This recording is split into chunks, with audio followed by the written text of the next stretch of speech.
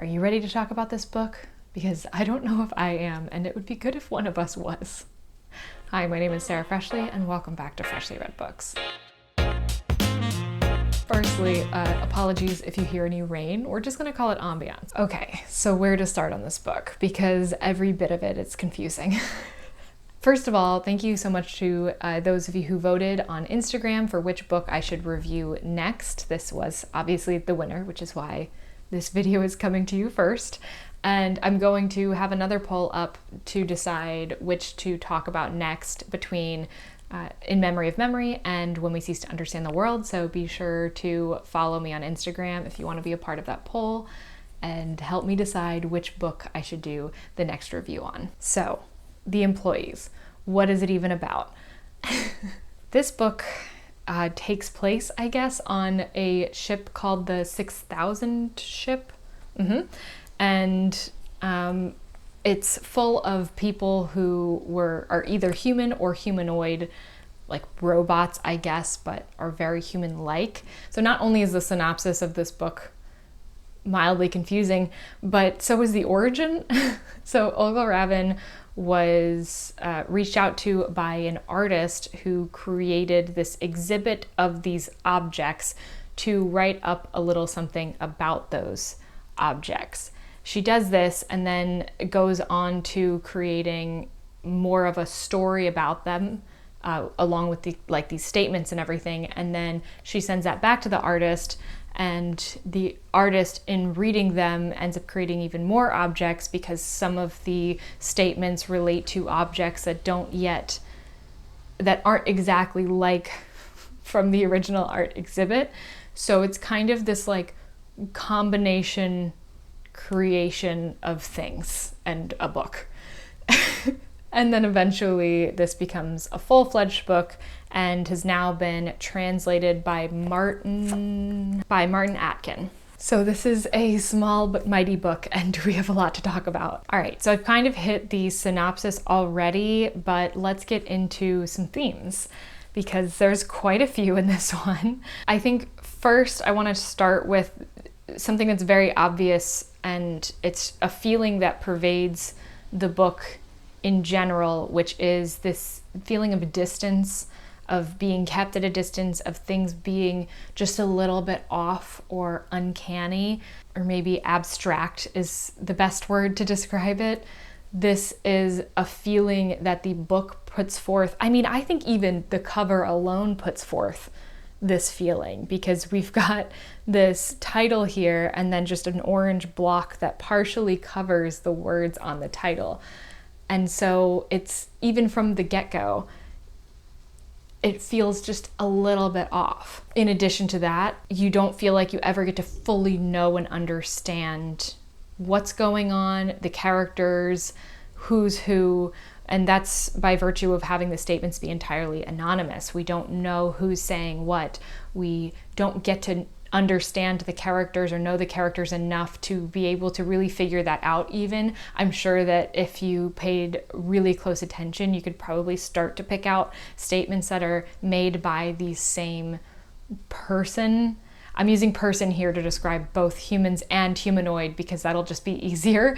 So you'll be reading through a statement and you won't know whether this person is human or humanoid, or male or female even, or gendered at all. And you might reach that by the end of the statement, and then you have to kind of come to terms with whatever that means for what you were already thinking about the statement being made, whether or not you were picturing a person or not, like a specific type of person. And I think that the cool thing that this book does is throughout it, you stop picturing what type of person is reading off anything. So everyone is kind of just gender neutral or creation neutral, either made and a humanoid or born and human. So you stop even having these expectations at all, and it becomes a matter of, does the statement happen to say or make it clear any information further about this person. Not only that, but the statements are out of order. Some of them are missing. So that is another thing that kind of keeps us at a distance. The descriptions of the objects never make it fully obvious what those objects are. So you're trying to picture this thing and trying to relate it to something that is known in your own world, but it's not fully matching any of those things, whether it be like the texture that throws it off, like you hear the texture and you're like, oh, this isn't at all what I was thinking it was. And so it never fully allows you to get a grasp on what this book is, who the people are, what the objects are, nothing. You never have a firm foothold in anything. And then one of the most obvious themes for me is the question of humanity, of what does it mean to be human? Because of course we are hearing from both sides of the spectrum, from humans and humanoid, but the humanoids have so much to say that is relevant to our own thought process that's very interesting. And there's so many good quotes, but it really revolves around this idea of productivity, because obviously these robots, these humanoids, were made to be productive, to get work done. And they have this like level of understanding about that, but are aware enough to be able to question it and be confused as to why they're even able to question it if that's truly what their purpose was. So there's a wonderful statement, literally statement, statement 67, which the whole thing is great. I'm not going to read the whole thing to you, but it starts from a place of wondering about what there is after life, after death, I guess is more accurate. Do you think anyone's going to remember us? Who remembers those who were never born yet live anyway?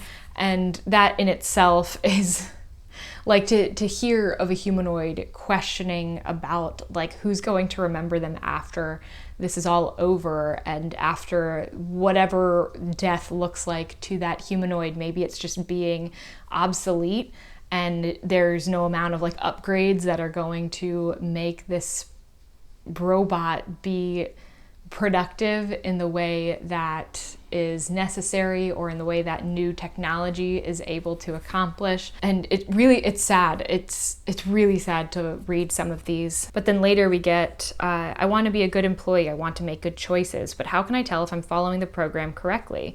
Some actions can have consequences that won't become apparent until a time so far off I can't begin to grasp it. Am I supposed to carry on my job knowing that what I'm doing potentially works against the program? Or am I so pervaded by the program that I'm bound to act in its accordance no matter what? Am I the program's hand? Still, update errors do occur, we all know it. It can't be in the program's interests. If I carry out an action that, unbeknown to me, is counteractive to the program's momentum, I can do nothing but hate myself for it. But since I have no way of knowing whether an action in any given instance is anti-programmatic, how am I to know if I'm to hate myself or not?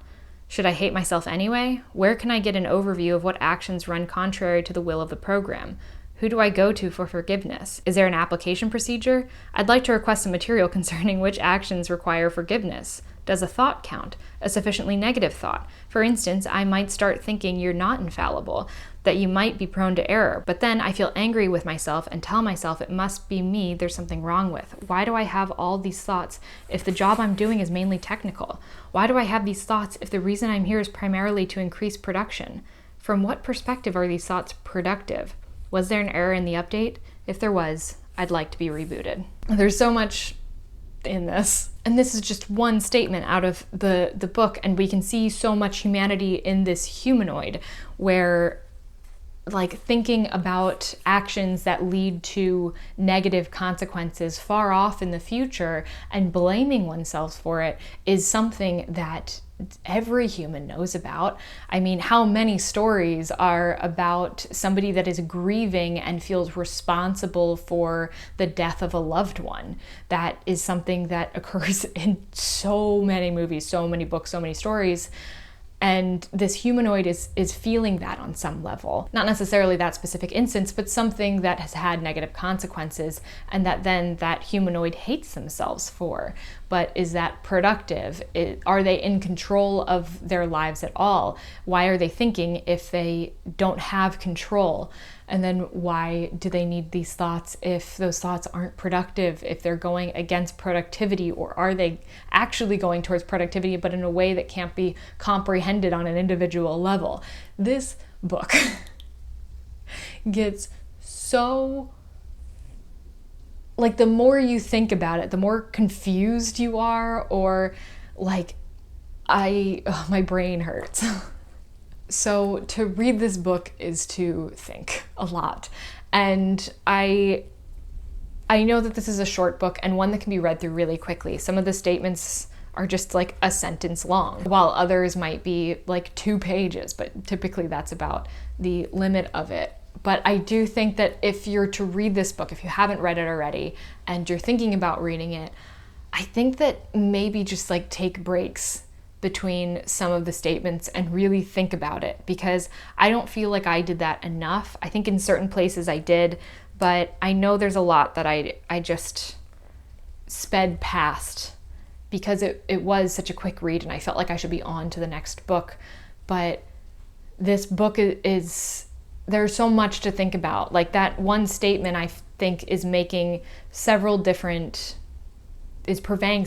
messages. And even I thought that I was only going to talk about the last message that was in it because I read it beforehand, having tabbed it, and remembered, oh yeah, that was the thing I wanted to talk about. But then as I was sitting here in front of the camera, I was remembering that there are 2 other significant details to this one statement further up. And I feel like that you don't want to forget or lose those because you're just on to the next thing. And I think that brings me into the last theme I want to talk about. I don't know if I can call this a theme or just an idea or an aspect of the book, but this book, because of the way that it's written and that you have those statements from the employees of the ship, it automatically puts you in this position of being like the management that is listening to these statements. That's who you are as an observer. That's the place you're put into. And I think as a manager, it's easy to lose sight of who's who, of what purveying thoughts there are throughout these statements that are being gathered. And these ideas that were once maybe more impactful towards the beginning of the book and towards the beginning of these statements start to lose weight as you hear them more. And it starts to seem like, oh, well, that's just a part of being a humanoid, or that's just a part of being human. And it's a weird disconnect that not only are you disconnected from the whole book, but it makes you feel disconnected as a manager, which is something that I don't think anybody particularly wants to do or be, or to have their manager be. Like, you don't want your manager to feel like they're disconnected to you. You want to feel like there is this good flow of communication, but through this book, it definitely feels like you're on this different level from everybody else. And it doesn't, when you step back and think about it, it doesn't seem like that should be rightfully so, or like that should be the case. And you just want to like break through that wall and talk back. But obviously you're reading a book, so you can't exactly do that. But it's just this interesting feeling that Ravn gives you as you're going through this book. And that's really how I can explain this book the most, is it evokes feelings. It's not so much about the writing or the writing style, although I think that those things are what's contributing to the feeling that it gives off, but it's almost the way that you feel about yourself and about life and about Earth and about being human and being a person that is greater than any of the specific words that are being said throughout the story. It's really quite an experience to read. And the longer time I spent after reading the book, like the more space that I got from it, the more I appreciated it at times and disliked it at others, and it continues to change itself in my mind, and I'm not even reading it anymore. it just exists among my things, and I keep thinking about it differently than I did while I was reading it, or the day after I was reading it, or 2 days after I was reading it. My feelings towards it just continually change, and I still don't fully understand, but that's gotta be the sign of a good book, right? Like, but yeah, anyways, this was my second favorite book of all of the books that I read from the International Booker list in general. I think I've said that previously, and remains to be so just based off of how much it makes me think about it. And I don't think that I can really say that for any of the other books, despite my favorite one, At Night All Blood is Black. So that's what easily puts it in the second place for me, despite the fact that sometimes I feel like I don't like this book. And I don't know, it's just... And it's funny too, because the book is about these objects that like consistently as you read kind of reshape in your mind, and you think about them in different ways as somebody's describing them. And you never fully understand your own feelings about it or what you think that that thing is. And that's the same way that I feel about the book in general. It's quite an experience. And honestly, I'm really curious to know what you guys think about it, what everybody thinks about it. I think I'm just gonna go ahead and watch like 10 reviews in a row on this book because I need that right now. And in another sense, I don't want to think about this book at all anymore. And that is the best way I can describe it. Did this help you? Because I don't know if it helped me. I don't know. I feel like I'm like crumbling. Anyways, please tell me how you feel about this book. I need to know, or if you haven't read it, why you haven't, or if you plan on reading it. I don't know, just tell me about it. And I think that's going to do it for this video before I actually lose my mind. So if you liked it, I hope you liked it, despite the mess that it just divulged into by the end of it. And if you did, consider subscribing, and I'll see you in the next one. Bye.